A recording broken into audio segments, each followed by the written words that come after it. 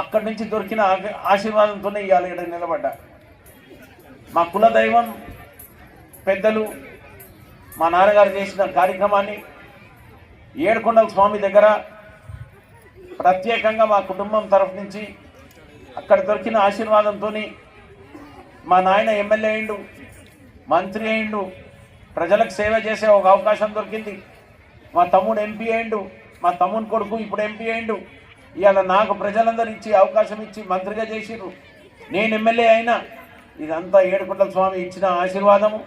ఇప్పుడే మన సంతోష్ కుమార్ గారు చెప్పినట్టు భగవంతుని ఆశను ఎప్పుడు ఎల్లప్పుడూ కాపాడుకునే కార్యక్రమాన్ని పొద్దున్న లేచి సాయంత్రం దాకా నేను ఎల్లప్పుడూ 40 ఏళ్ల సంది నేను ఏడుకొండల స్వామి దగ్గర పోతా. నా కొడుకు పోయినప్పుడు కూడా ఆయన నెతకపోయారు. నా భార్య, నేను, నా బిడ్డే మేము ఎంత బాధపడ్డామో మాకు తెలుసు. 8 ఏళ్ళు మేము బాధపడతా మార్కెట్లో తిరుగుకొని ముఖం లేకుండే.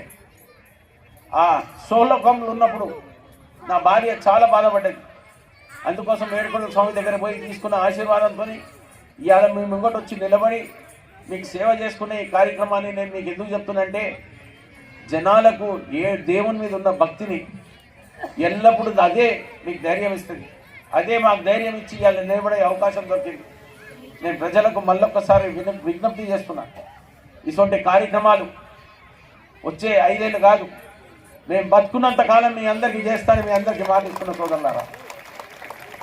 ఎందుకంటున్నంటే ప్రజల దీవెన, ఏడుకొండల స్వామి దీవెన, శివ పరమాత్మని దీవెన, భగవంతుని దీవెన ప్రతి ఒక్కళ్ళకు పేరు పేరున ఎల్లకాలము వాళ్ళకి ఎప్పుడు దీవెనార్థులు ఉండాలని ఈరోజు ఈ కార్యక్రమాన్ని పెట్టి దీపం గురించి చెప్పిన దాని గురించి పెద్దలు సంతోష్ కుమార్ గారి చాలా రైట్ఫుల్గా చెప్పాడు.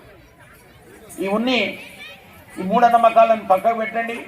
మన మనసులో ఏముందో అది తీసుకొని మాట్లాడుకుంటే దానంత ఉన్నంత బలము ఇంకా వేరే లేదు. ఎల్లప్పుడూ దాని గురించి ఆలోచించండి. సెల్ ఫోన్ల గురించి మర్చిపోండి. సెల్ ఫోన్లకు చాలామంది అంకితం అయిపోయారు. అది ఇంపార్టెంట్ కాదు, మనం బతికేది ఇంపార్టెంట్. మనం ఫ్యూచర్ ఎట్లా పోవాలి, మనం బెల్లంపల్లి ఎట్లా మీదకి పోవాలి, జనాలకు ఎట్లా సేవ చేయాలి, జనాలకు ఇబ్బంది లేకుండా తీసుకునే కార్యక్రమాన్ని నేను ప్రజలందరినీ మనస్ఫూర్తిగా నా కుటుంబం తరఫున నా భార్య, నా బిడ్డే ఎల్లకాలం మీకు సేవ చేసే కార్యక్రమాన్ని నా బిడ్డ పెట్టుకున్నది, నేను పెట్టుకున్నా. మీరు ఎల్లప్పుడూ మా ఇంటికి రావచ్చు, మాతో మాట్లాడుకోవచ్చు. మీ సమస్యలు దూరం చేయడానికే మీరు ఇచ్చిన అవకాశాన్ని మళ్ళొకసారి దేవుని దయ, ఇక్కడ వచ్చిన పూజారులందరికీ, పూజ చేసిన ప్రతి ఒక్క పేరు పేరున అందరికీ మనస్ఫూర్తిగా నా తరఫు నుంచి, నా కుటుంబం తరఫు నుంచి ధన్యవాదాలు చెప్తున్నా.